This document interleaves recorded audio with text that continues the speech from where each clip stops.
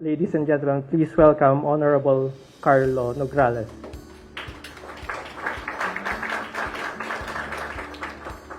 CHR Commissioner Karen Gomez-Dumpit, SWS President Dr. Mahar Mangahas, the Board of Directors and staff of SWS, special guests, and members of the media, good afternoon. Thank you for inviting me to share my thoughts on the surveys conducted by the SWS in 2018. Having been involved in government programs both as lawmaker and now as a member of the executive branch, I can attest to the fact that numbers matter. Information is power, and surveys, like all other forms of data, help those of us in government make informed decisions on the issues that matter to those we serve.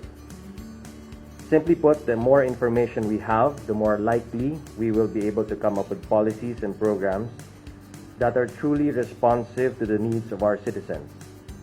In that regard, surveys such as those conducted by the SWS are very helpful to policymakers and program implementers alike.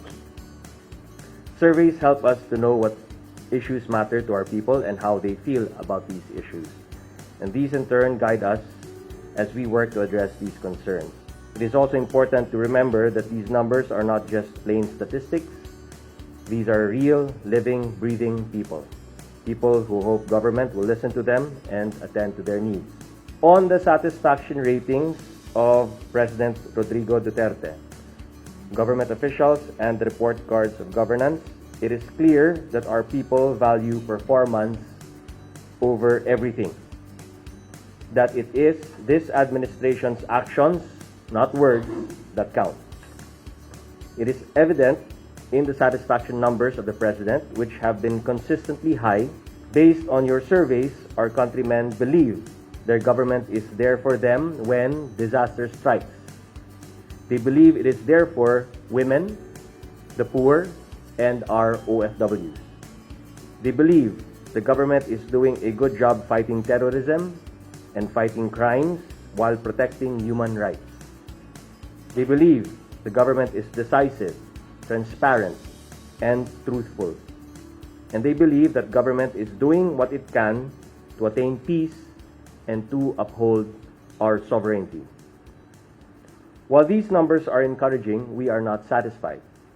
And it behooves those of us in government not to be satisfied. We know we have to do more to ensure that families do not go hungry and to fight inflation. We are encouraged by the fact that many of our countrymen share our optimism about the economic prospects of the Philippines, as reflected in numbers that show that more people believe their lives are better now compared to before, and that most people believe that their lives will be better a year from now. Government continues to take action to improve our poverty, hunger, and employment numbers.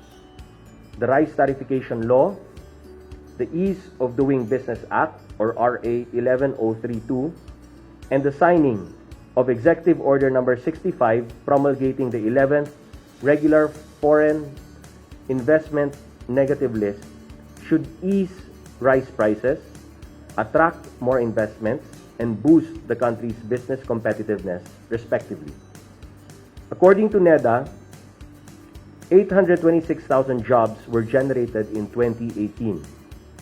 Unemployment last year dropped to 5.3%, while discouraged job seekers also declined to 11.5%, which was better than the government's target. Youth not in employment nor education likewise declined to 19.9%, well within the government's target.